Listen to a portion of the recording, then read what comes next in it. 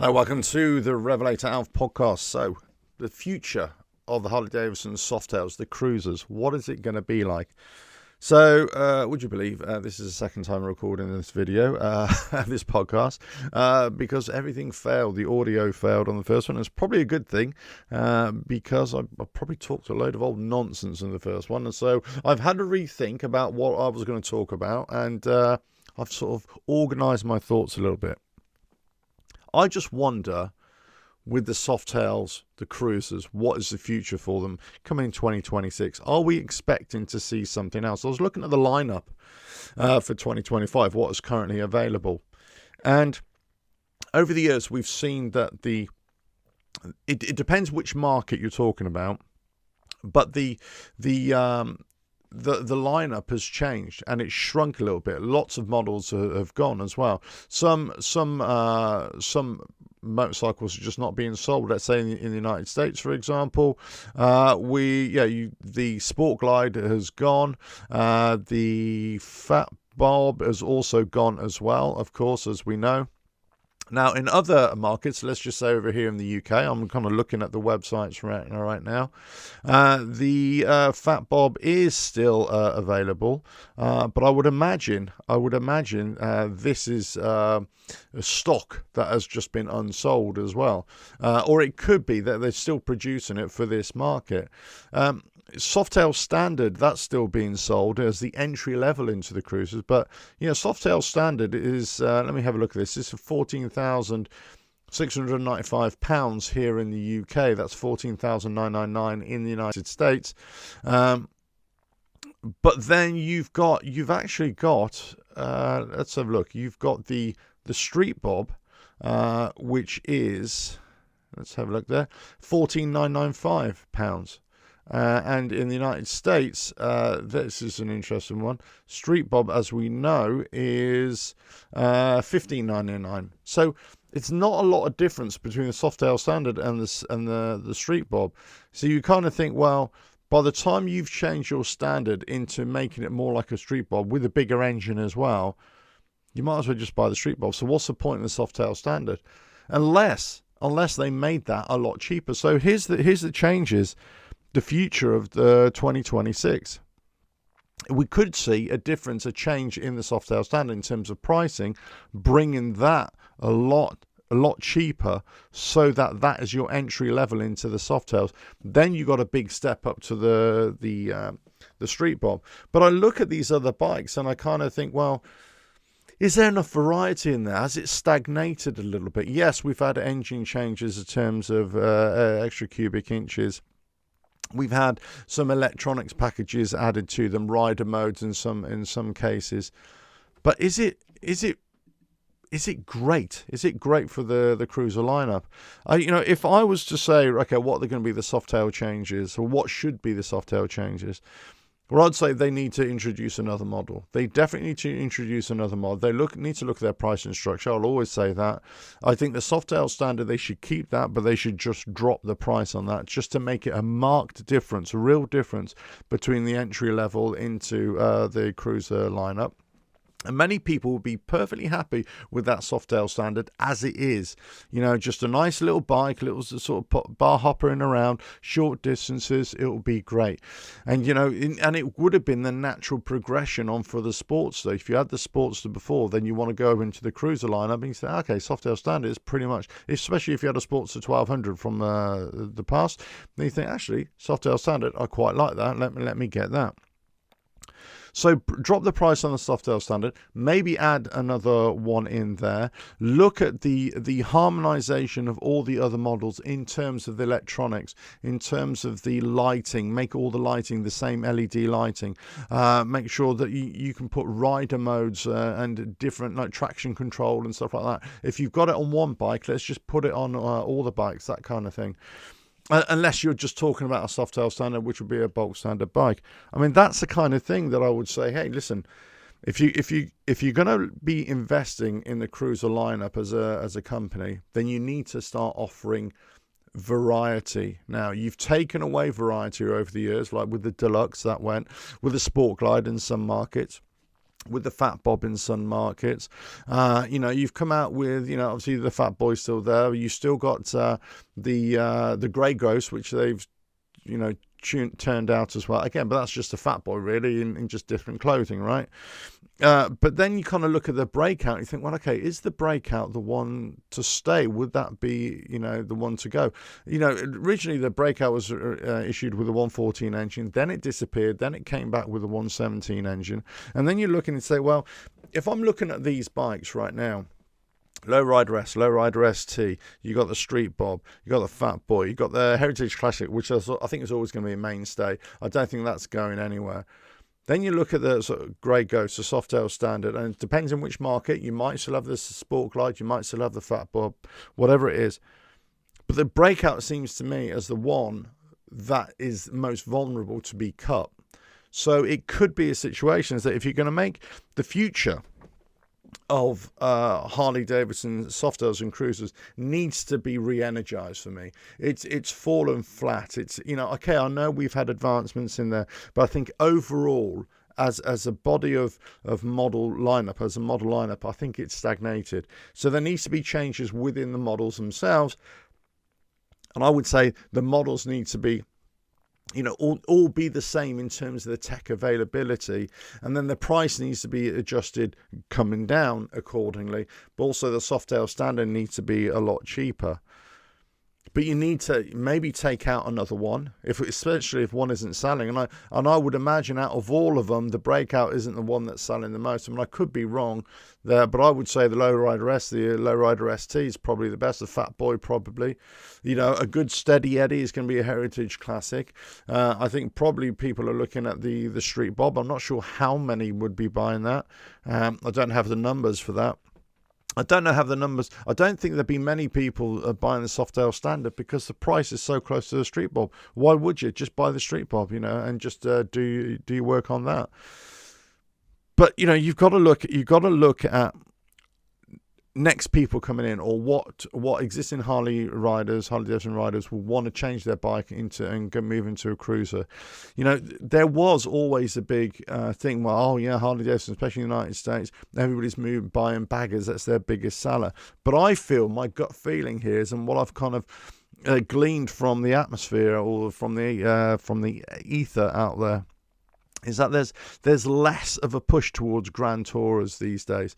And that's hard to say and it's hard to rationalise because I think there's still a massive market for it. But I think more and more people are looking at the cruisers as a more of an effective riding thing, especially effective riding bike, especially if you talk about Harley Davidsons. If they're going to move away from the Tours and say, well, effectively, I can still have that with the Lowrider ST or certainly with the Heritage Classic. If you have the Sport Glide, you could do something great, still go on great tours, just tweak those bikes a little bit and you'd be absolutely fine. I'm not sure about the big bike is what people will be looking for over the next few years. So this is why I'm talking about the future of the Softails in the next couple of years. Are you going to get more people transitioning back into the cruisers? And so then you need different variety within that. And you probably need another one minimum, another two. Now, what that style of bike will be, this is one of the reasons why they got rid of a few of their models here, because there's too much of a crossover. There are too many bikes which they thought, well, actually, they kind of got rid of the Sport Glide because we got Lowrider ST, and many people who were riding the Sport Glide, as I do, were always wondering, well, why aren't they upgrading the engine on this? Why don't you go from 107 to a 114? Yeah, you could have gone to a 117. But there's too much crossover there between Lowrider ST, which they wanted to go with, and the Sport Glide. Sport Glide was probably seen as a bit of a Marmite bike. You either like it or you don't. If you like it, you love it. If you don't, you probably hate it, especially that fairing. Many people didn't really like the fairing, but you could have invested more in that bike. Men's Fish Shades made a Road Warrior a fairing, didn't they? And they look really cool. So you could have done something like that. The West Coast were doing the Coast Glides, and that was kind of the inspiration really from Harley Davidson looking at the custom bike world And looking at those coast glides, especially from like Matt Laidlaw, who was doing those at the time, I believe. I think he built a couple of those. And they took that kind of design, and maybe that was the inspiration for the Lowrider ST. I don't know if it was a direct inspiration, but it was certainly something they were looking at. You say, well, actually, you could have just developed the Sport Glide into that bigger engine, different fairing, or an alternative fairing, and therefore you've got a new bike. But all of a sudden you think, well, okay, what about, this is from their marketing, so, well, we already got the Sport Glide. Instead of doing that, let's just create the appearance of a brand new motorcycle, which is exactly the same as the Sport Glide in many ways, in terms of upside down front forks. The Sport Glide was the first bike to have the upside down front forks. The bags, they are exactly the same. They are Sport Glide bags, are just raised up a little bit on the platform, and you're giving it a different fairing. So essentially, you've got the same bike. So they've gone in different directions for me, Harley Davidson, and I believe that they've affected the Softail lineup, the cruiser lineup, in an adverse way instead of in a positive way. I think there are some casualties coming here, and I think the number one contender to be a casualty for 2026 is the Breakout. I could be wrong. This is just my gut feeling in terms of what I believe that most people would want to buy, and how many of these bikes would be sold, and is it enough? Is it enough bikes being sold of that particular model to keep them in the model lineup? How are they going to re-energize this? Say, well, actually, they need to look at pricing. Okay, Harley Davidson are already looking at pricing in terms of that $6,000 bike that they were talking about. But obviously, we're just talking about the cruisers in this video or in this podcast. So you got to look at that kind of situation. You got to look at, say, right, well, if they're going to make changes, where do they make the changes? Add another bike. What sort of style of bike would it be? Is it going to be another crossover bike? That'll be something, like a more a mini tourer again, or something like another kind of heritage classic deluxe type of bike that's kind of built on nostalgia as well. Is there something like that? Obviously, I'm not talking about the icon bikes or any revival bikes or anything like that. I'm talking about all special edition bikes. I'm just talking about bikes that will come into the lineup as the standalone bikes, and they're not limited edition runs. They are the mainstay within that. And I think you're looking at this, the Street Bob as a stayer. I think you're looking at the Lowrider S and Lowrider ST as stayers. Possibly. We could look at some. There might be a situation where the Lowrider S might be under, just as itself might be under a bit of pressure, but it really depends what they bring out. I think the one that's coming under pressure is the Breakout. What would be another bike to put in there? It'd be really interesting. So I wouldn't be surprised if something like, because they've had the Hydroglide come out as an icon bike. I wouldn't be surprised if we had something like a Deluxe come back out. I would not be surprised if they kind of reintroduce that white wall tires, that kind of thing. And many people, I believe, around the world, but certainly many people in the United States, I think they would look at that bike and they think, wow, maybe not the technology they're looking after, but they're looking at a little bit of nostalgia as well. You could easily bring back or revamp, change up the style of the Fat Bob, which they brought, make it more into a kind of roadster motorcycle rather than that kind of. For many people, again, if you're talking about Marmite bikes, whether you love it or you hate it, many people just didn't like that Fat Bob at all. They kind of thought, well, what's the shape of that? It's not really what we really want. Now other people go, yeah, this is amazing, fantastic bike, right? So if you think back to the Dyna Fat Bob, that had a real presence, that had a real identity of what it was, and it was very much in keeping with Harley Davidson. When they brought out the Fat Bob 114, it started off with 114, it came out with a 114. When they brought out that bike, it was kind of had mixed reviews too. So if you're kind of going to bring a bike back or re-energize or reinvent a bike, I think the Fat Bob is a good shout, but let us know your thoughts on that. If you're going to come out with another Softail, another in the cruiser lineup, what would it be? Would you bring back an older bike, Deluxe, the Fat Bob, or reinvent the Fat Bob? Would you get rid of the Breakout? Would you get rid of the Lowrider ST? What would you get rid of? What about the Softail Standard? Would you keep it? Would you get rid of it? Or do you think like me that just dramatically reduce that price? So that is the proper entry level into the bike, into the cruiser lineup. I think that's what they need to do. The future of the Softails, I think, is under threat here if Harley Davidson don't do something with them. And it's not all about price. It's about identity, and it's about the energy that it generates, within the Harley Davidson customer world, let's say, or the fan base world. Is say, what is happening in the cruisers? Yeah, we like them, but we need something new now. We need something different. It's not about different lights. It's not about new engines. It's about a new bike, different bike, or one or two bikes. Differences, all bringing back bikes. In many ways, bringing back older bikes and just tweaking them a little bit. Actually, that's the way to go, right? If you had it, let's say, I'm just naming the Deluxe. I'm not really saying that's what we should bring back or they should bring back. But I'm saying if you had a bike from the past, and you think, oh yeah, that's good. There's a resurgence of things like FXDR, or interest in that. I'm not suggesting that they bring that back. But what I'm saying is they should look at that. They should look at the interest, where the interest is out there in the market, in the custom bike world, and in the market where people are building and buying used bikes, to say, what are people buying? You've got the likes of Buell that have come on with that kind of super cruiser. That's coming on. Okay, yeah, look, that's got dealerships opening up here. Also, they're going to be shipping out those bikes momentarily, shortly as well. But that kind of very much looks like Dyna-inspired bike. And you think, well, okay, what are you doing in terms of matching the competition? What are you doing in terms of, matching not necessarily what BMW are doing with their R18, but certainly what Indian are doing with their mid-range bikes, their cruiser bikes as well. What are you doing to match that, or to improve on that, or better them at? And there's a good shout here that Harley Davidson they are falling behind here. And it's the old adage: if you're not moving forward, you're moving backwards. If you're static, you're definitely moving backwards, because the competition will just keep on pulling away from you. And this is where Harley Davidson are right now. For me, they need to do something with the Softails. I think the Taurus they can leave for this year, for 2026. I think they can get away with not doing too much. Yes, make a few tweaks here and there, but I just don't think they need to invest too much into there. Where they need to invest in is into their mid-market.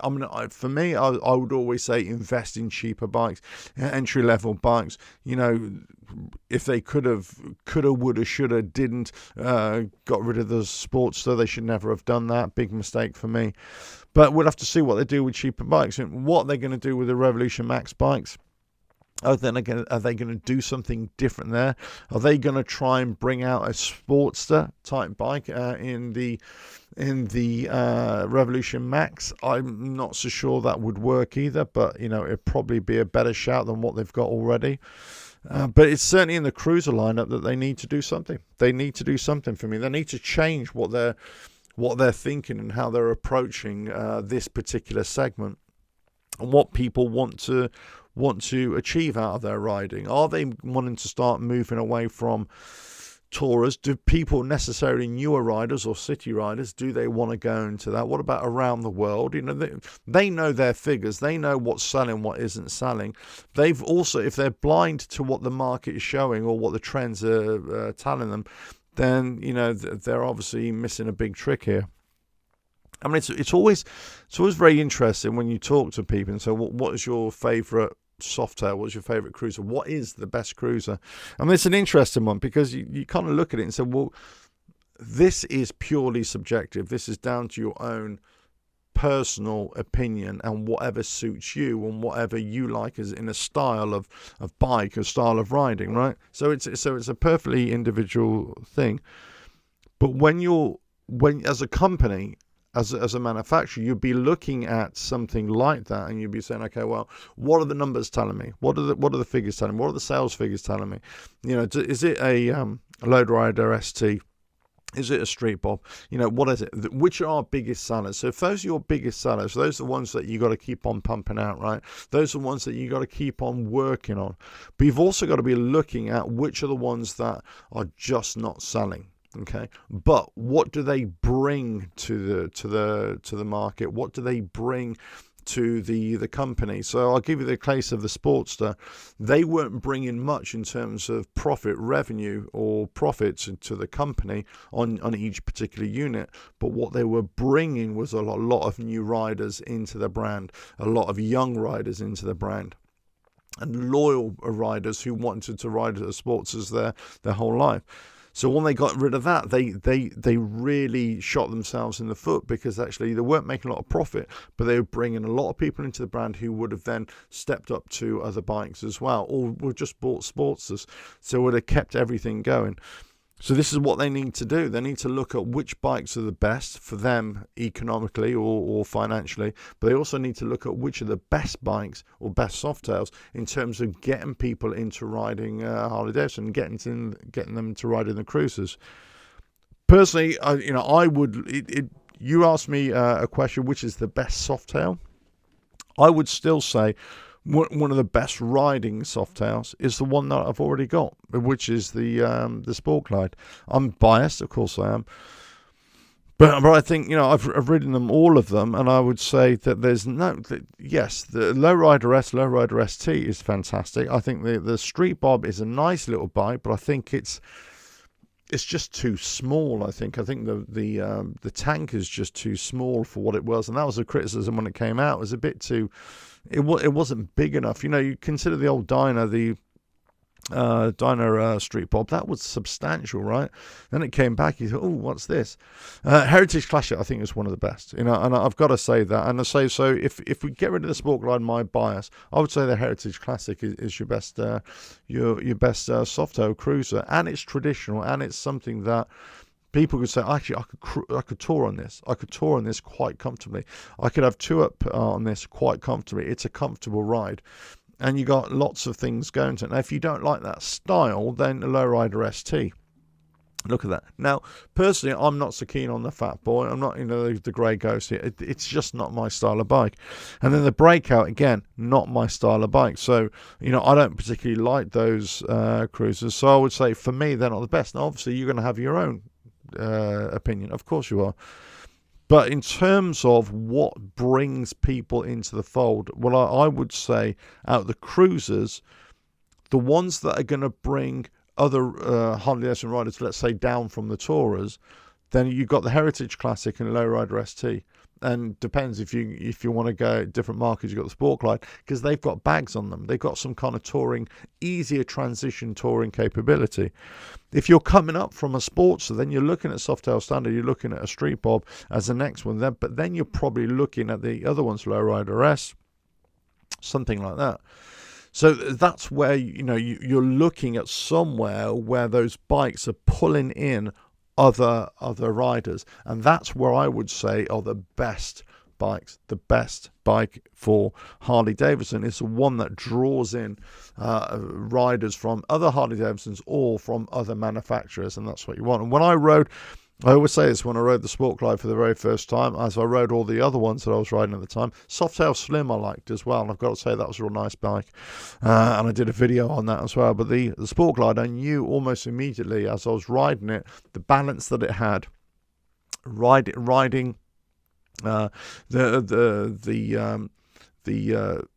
way it went through the bends, its balance, its braking, its everything about it, the power delivery. For a cruiser, it was un-Harley Davidson like, as I'd ridden them before. It was different and it was better, and I just thought it was a better bike, and it was a better bike than the others. And then I just looked at its suitability to what I wanted, and yeah, it was great. So if I look at that, and the Sport Glide, the sportiness in that kind of came out, whereas the others at the time, 2019 we're talking about, they didn't really have that. And then you look at the Softail Slim, I thought it just didn't have that sportiness. The Street Bob I thought was just too small. Fat Bob I thought was a bit cumbersome. I didn't think the front tyre, the size of the front tyre, was working very well on that bike. The Deluxe I thought was okay, not my style. Heritage Classic again, okay, not really my style. FXDR, I just didn't really like. I didn't like the rear tire on that, the big rear tire. So there's, you look at different bikes, don't you? You look at what is individual to you, but then you kind of look at it from different points of view and say, which is the best? The best is obviously the one that you particularly like. That's one thing. But in terms of Harley Davidson as a company, what is the best?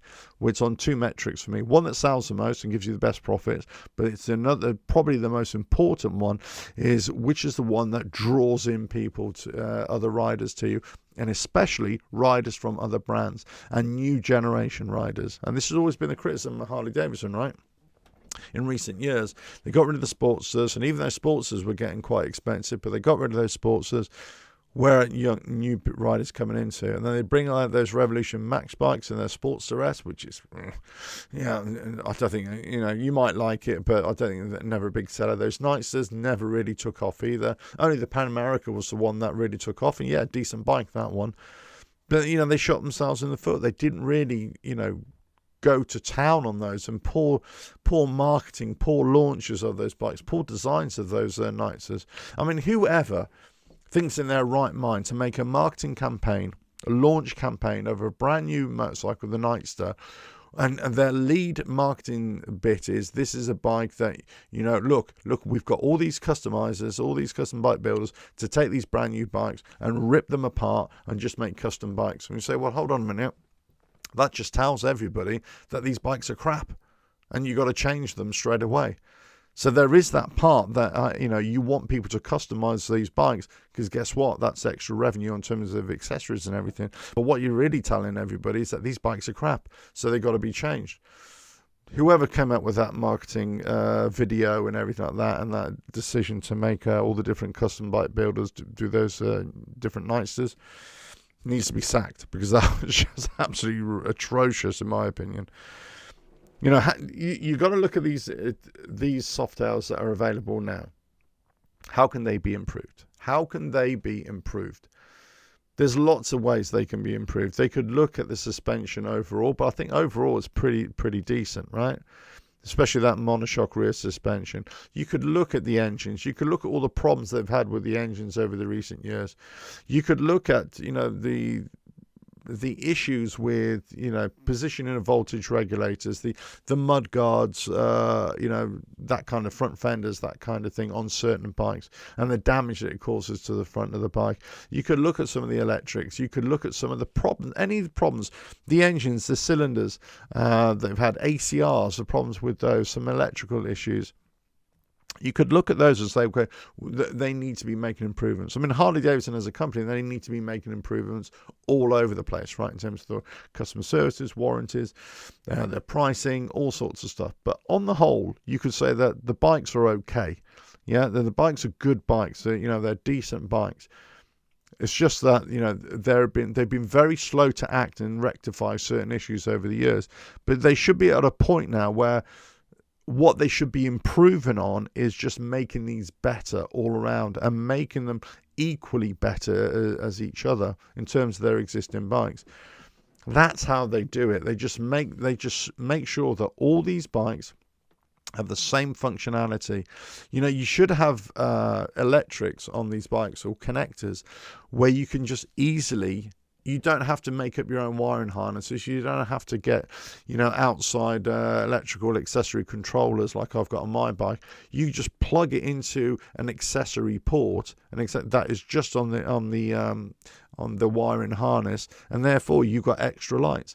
Your switches, your switchgear should already have, and I made videos about showing the hidden fog light switch that's on there, whether you should have accessory switches that are ready and available to then hook up to any other accessory that you could switch on and off.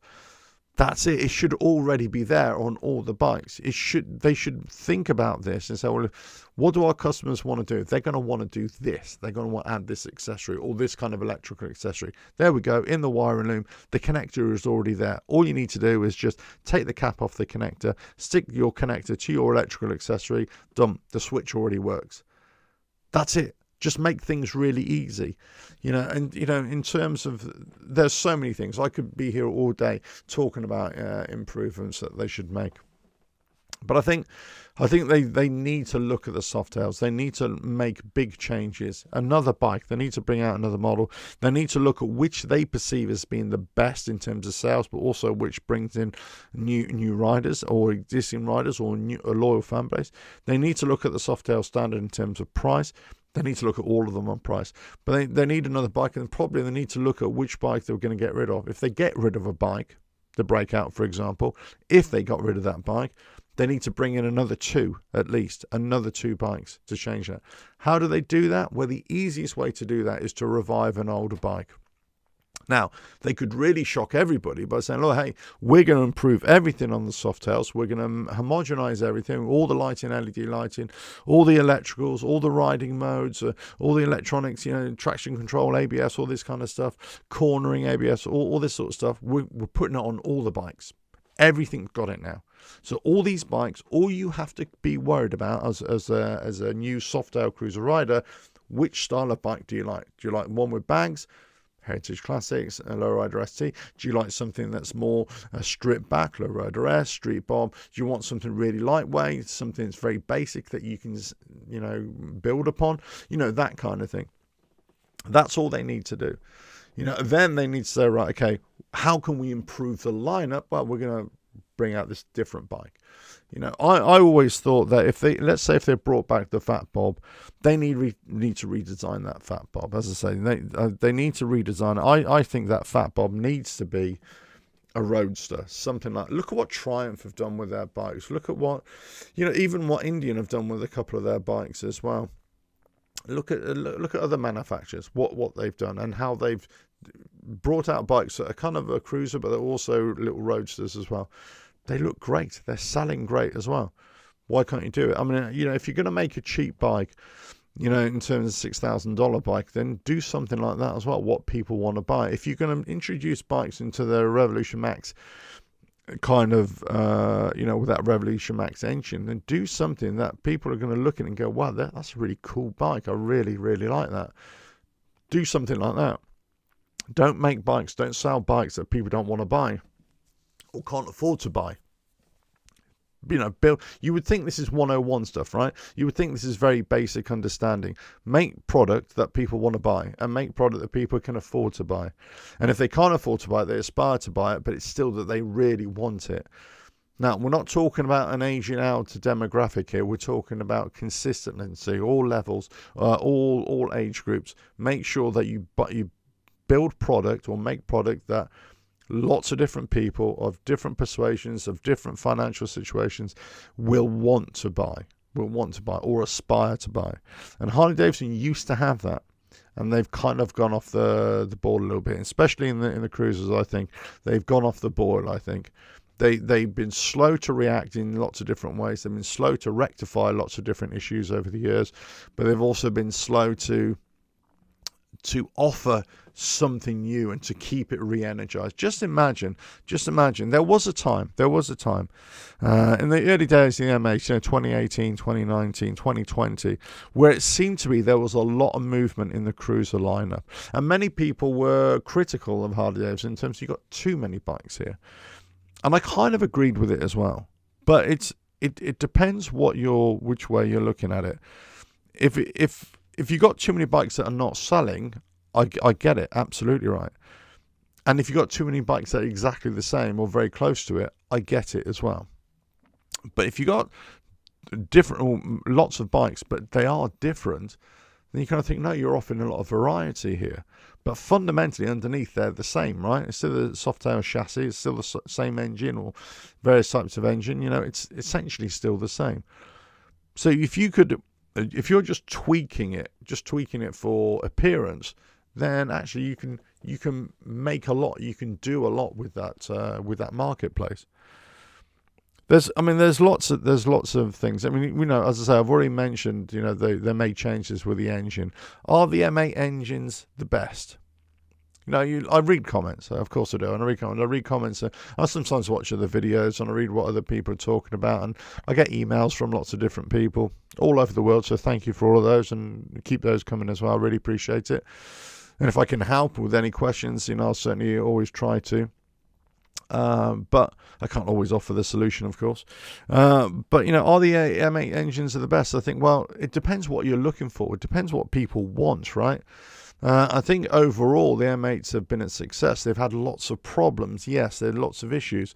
But, lots of people would say, well, twin cams, Evos engine, whatever, they're the engines. They're the proper engines.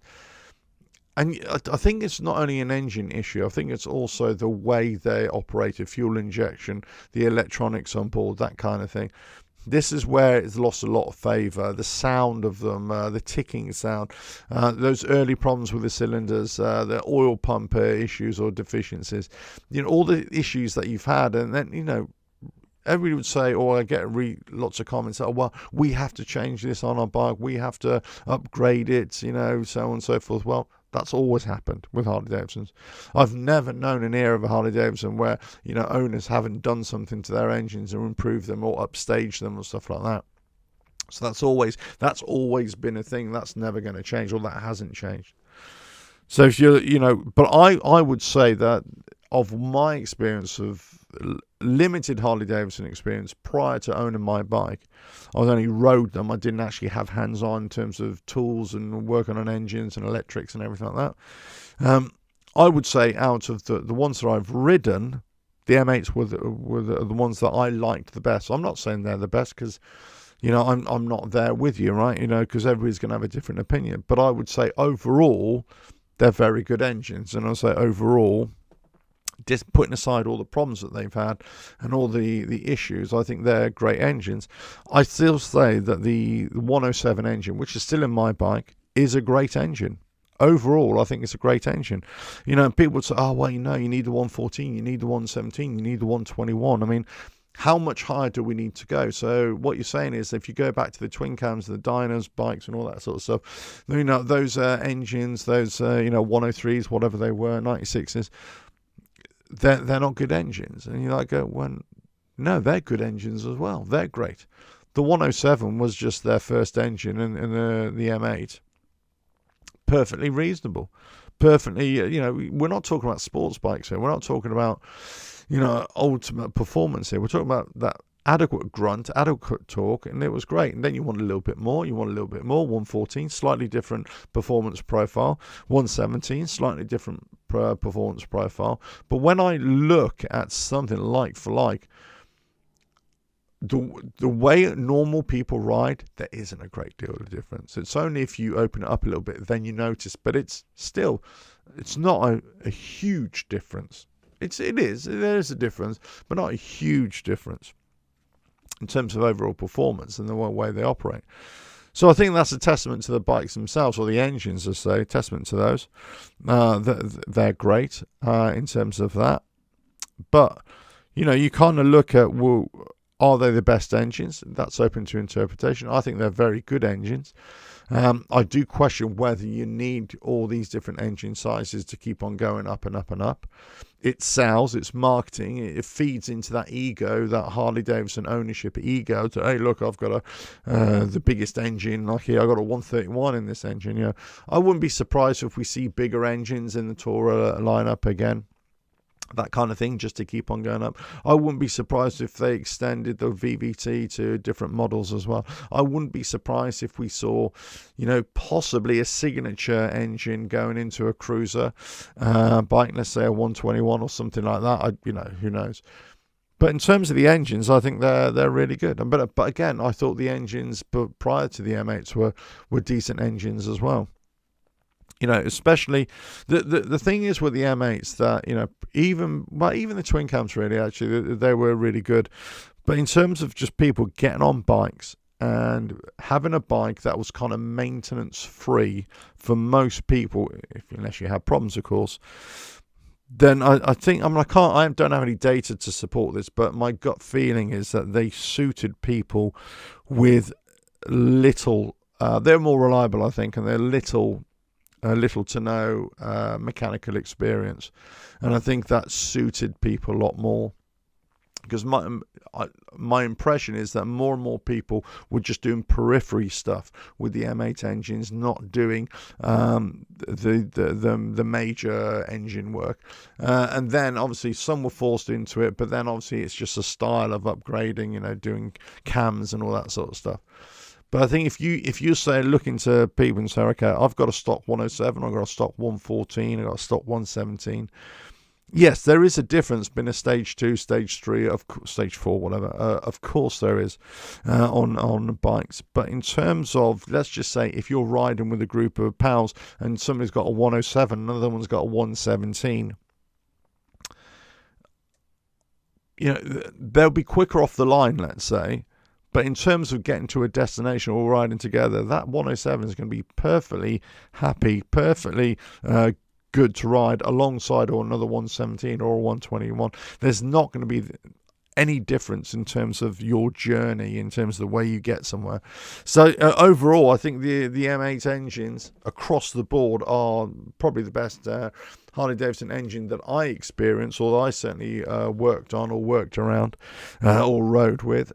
In terms of overall package, or whatever markers you want to gauge it, I think it was the overall best.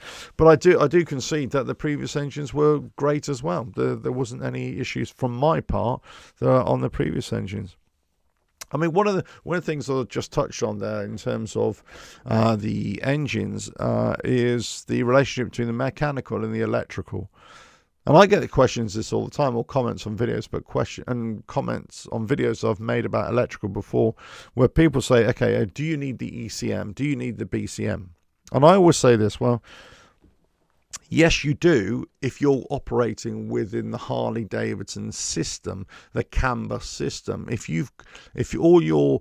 everything that's working on your bike relies upon the ECM and BCM to be working, your instrument panel, you know, the ABS and all the electrical, the lights and everything like that, the starting, the charging, if it's operating within this Harley Davidson system, this CAN bus system, then you need them. You can't replace them. You have to. You can't take them out and not replace them with something. So you need something that replaces them. So then, when they first came out, there was nothing really there that could replace it. Then you got something like tuners, Thundermax tuners, that you can say, right, okay, that replaces the ECM. But then you think, well, okay, people say, well, do I really need this on my bike? And so, well, again, what are you talking about in terms of this bike? Do you want to keep it as it is, as Harley Davidson envisaged that you would keep it in terms of, or are you going to strip this all back and turn it into a custom bike, custom wiring, that kind of thing? If you're going to do that, then yes, you can come away from the ECM, BCM, but you're going to lose all the functionality of that. In terms of, the instrument module, all the sensors and everything like that, all the lighting switches and everything like that, you're going to have to make your own wiring for all those switches, all those lights. You're going to have to create your own new instrument console, let's say, or potentially different console, different indicator lights for, pressure switches, that kind of thing. So you would lose a lot of functionality, of rider functionality, rider interface, by removing all that. That's not to say that it can't happen. Look, the bike that I built here, I took away the whole wiring harness as a big bundle of wires and its whole harness, and just threw that away and just created my own wiring harness, a very simplified wiring harness. It's a very simplified way of doing it, and you can do that. Look, on this bike here, there is a point system, and then there's a coil system, and that's battery powered as well. You could go to a CDI system, electronic ignition system. You could go to a magneto system, that kind of thing. You can go from a fuel injection back to carburetors. You can do everything with these bikes. Talking about magnetos, I was watching the Shade Tree Surgeon video a couple of weeks ago, whatever it was, where a guy in Florida, Morris Magneto, I think they're called, he's taken I think it was a Road Glide, stripped back Road Glide or whatever it was. He put a magneto on it, so it took away the whole harness, put a magneto on it, And all he's done, really, it's quite simple. It's a simple way of doing it, is that the battery is still there on a key start on the side of the bike to turn over the engine. The crank is connected to the magneto. That generates its own power through magnets. It generates its own power to fire off the spark plugs. So that's what causes the spark, and that's what ignites everything. So that's still working. That's okay. So that keeps on going. Then the power from the bike to service the electrical. Obviously, you can have to make his own wiring for the lights and everything. The lights, and if you put indicators, well, that feeds directly off the battery. And then you just got your voltage regulator, your alternating voltage regulator that is charging the battery. So basically, that all powers that. But in terms of instrument console and everything else, all the sensors on the bike, well, you're going to have to create your own. You have to create your own system there. But people would say, well, do I need the ECM, BCM? Can I just do it? Well, I would never do this on a new bike. I would never do this on a bike that's working perfectly well with the wiring, because you just don't need to do it. If you buy a bike, or you found one that's in a scrapyard, or a used bike that's been been attacked by somebody who really doesn't know what they're doing, they've destroyed the wiring loom on your bike, and there's so many problems, then there's a good case to say, okay, I either invest a load of money. I don't know how much a new wiring harness on a new Harley Davidson is on a cruiser, but let's just say it's or a Tourer, let's just say it's a few $100s, or it could be $1,000. I don't know what it is. So you could take all that away, and you could invest at $1,000 in a magneto system, your own simple wiring harness, and you could make your own custom bike there. And that might be the way forward, where a lot of people do this in the future. They say, right, okay, well, this old bike, all this CAN bus system, it's crappy. I'm just going to change it to a very simplified wiring and magneto system, or whatever, points, coils, whatever it is. And we're going to do it that way. I wouldn't be surprised if there's a lot more people doing that in the future, because that is the one criticism of the Harley Davidson M8s, or what's happened in the automotive world. It's got too electrical, it's got too many sensors. You need a laptop to fix these things, and where you just want to be back to mechanical and basic wiring, and that's what you people want. They don't want all these sensors on a bike. They don't want all this stuff on a bike. In terms of ABS and all this sort of stuff, get rid of it. You don't need it. If you know how to ride, in traction control, anti-wheelie, all that sort of stuff. For years and years and years, people weren't using this stuff, and it was absolutely fine. So I don't see, what is the problem with not having that on your bike. If you ride older bikes, you haven't got that stuff on there anyway. So having it, taking it away from your bike, if you want to, it shouldn't really be a problem. But I wouldn't take it away from a fully functioning bike. I just think that's a fool's errand. I think you're wasting your money for and also, I'm not saying you're going to lose performance about going to this electrical magneto and changing from a fuel injection back to a carburetor, which you're going to have to do, right? Because that's the thing. That's what the ECM controls, the fuel injectors, and the fueling. And okay, so you're going to have to do this on a throttle body. You're going to have to do this on a carburetor. You're going to have to do this on a wired carburetor, that kind of thing, or cable carburetor, cable operator carburetor. So you're going to have to do it, but the fueling tuning will be a lot easier on a fuel injection with computer, rather than doing it on a carburetor. It can be done, of course it can, but I'm just talking about the absolute fine margins, which is debatable whether it really makes much difference or not. But, you would have to do it. But I think you would lose the performance slightly. You'd definitely lose the ability to change that performance easily and quickly, very quickly. Whereas in a carburetor, you'd have to experiment with different jets and so on and so forth, unless you know exactly what the jet is required for the state of that engine at that given time. So there's lots of variables and lots of things to consider. And, this is where people look at the M8 engines and say there's too much stuff on there, there's too much crap on these bikes, get rid of it all. And say, well, if the bike is screwed anyway, you've bought it from a junkyard or something like that, or it's got limited damage, it's a write-off, or somebody has destroyed or it's had some kind of fire or something like that, and the the BCM, ECM is fried, or the wiring is fried, then you say, do you know what? Hey, rip it all apart, start again. Then go for this system, right? Go for a magneto system. But if you've got a fully functioning bike, I don't see why you would do that. I think that would be, I'm not saying a crazy thing to do, but I would say it would be an interesting thing to do. Now, if the bike is really old now, in let's say 10, 15 years time, and you've got these M8s, and you want to change it up to something like a Mac, or different ignition system, different electrical system, then yeah, you why not? You're not gonna. This is what we're doing with all these old bikes, just to keep them running. All old bikes, pretty much they have new wire looms, either new wire looms that are new old stock, or actually they're just, you create your own wiring loom, which works absolutely fine. The problem with this obviously depends where you are in the world. It depends what legislation will be or is right now about changing this on bikes, changing the actual makeup on the bikes. And, you don't know laws will be in the future in terms of emissions, how this will affect these kinds of bikes. That kind of thing. So it'd be very interesting. Here we have different laws about how you can change the bikes, and it depends on the certain year of the bike. It depends on what you can actually do, or let's just say turn indicators or turn signals, right?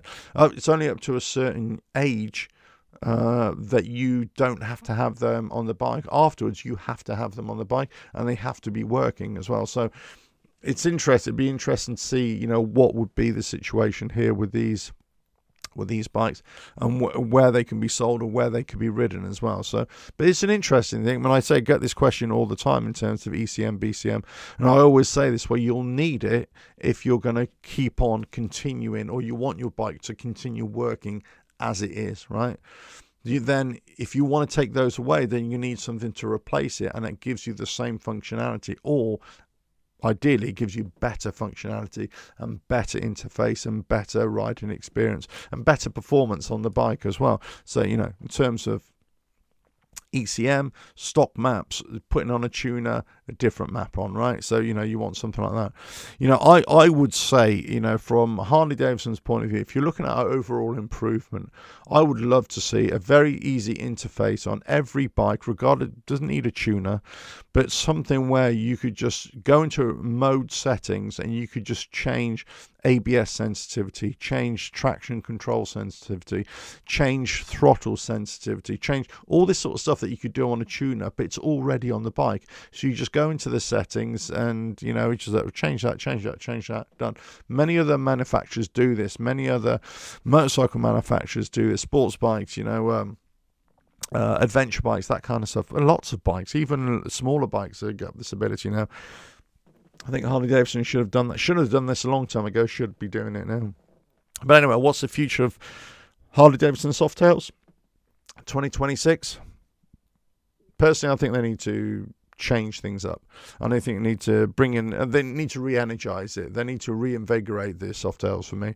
The cruisers, they need to bring in one or two more models. I doubt this is going to happen, of course, but one or two models. I think they need to ditch a couple of models. They need to look at the pricing. They need to make the Softail standard a proper entry level, bare bones into the bike. They probably need to look at something like a very, very stripped back bike like the Softail standard, make it even more stripped back, and just say, look, this is absolutely, the bare bones. Call it the bare bones. Maybe even look at something like another model that is called bare bones, where it's even more basic, something like that, or it's got technology that is just goes back in time, so it sort of calls out to those people who want something a little bit different. Would they ever release a bike with some kind of, I don't know, coil setup or point setup, or with a magneto setup with carburetors, something like that? Would they ever do it? I don't think they would. But what I'm saying is something that's totally different from the other cruisers, and say, like, this is bare bones, this is old school bare bones, or something like that. But certainly the Softail standard, they need to do something with that to make that more appealing to anybody that wants to build on a bike. And I think they need a couple more in there as well. They need to look at pricing. They need to look at overall packages, overall electrical packages, and say harmonization or homogenizing, whatever the word is, of all the bikes within the Softail lineup to have the same qualities, to have the same electrical, have the same functionality. I'd love to see an interface where rider modes, and you could just change all the modes on all the bikes, not just one or two, on all the bikes. It's a very simple thing to do in the grand scheme of things. They need to do something with the Softails. They need to change it. And I'm not talking about icon bikes or limited edition bikes. They need to do something where they just keep them getting people coming in to the brand and looking at the cruisers. I believe that's the way forward.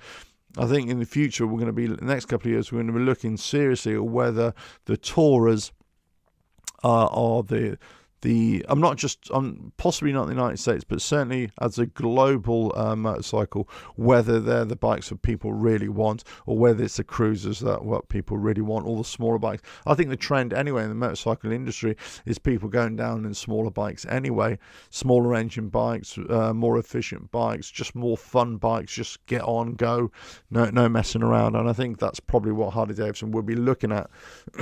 My gut feeling would be.